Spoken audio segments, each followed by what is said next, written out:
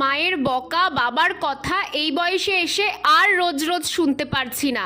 ছাদ ভারী হচ্ছে, ছাদ নষ্ট হচ্ছে, জামা কাপড় মেলতে পারি না তোর জন্য, আরো কত কি।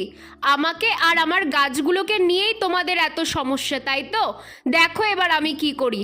একটা গাছও আর রাখবো না, সব শেষ করব। শুরু আমি এই পুর্তলিকাকে দিয়েই করব, সব কেটে ফেলবো। একটা গাছও আমি আর রাখবো না। গাছ আমাকে কিচ্ছু দেবে না, কি লাভ ওদের জন্য এত কথা শুনে। আরে দাঁড়াও দাঁড়াও, তোমরা এত কষ্ট পেও না। সামান্য বাবা মায়ের একটু বকুনির জন্য আমি আমার সাধের ছাদ বাগান শেষ করব? ভাবলে কি করে তোমরা? আমি যতদিন বাঁচবো ততদিন আমার সাথে আমার ছাদ বাগানও থাকবে। পুরনোকে বিদায় দিয়ে নতুনকে বরণ করাই তো সৃষ্টির নিয়ম। বর্ষায় আবার প্রচুর পুর্তলিকা আসবে।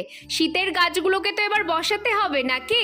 কাল একটা অ্যাস্টার কিনে এনেছি, তাই জন্যই একটা টব ফাঁকা করলাম।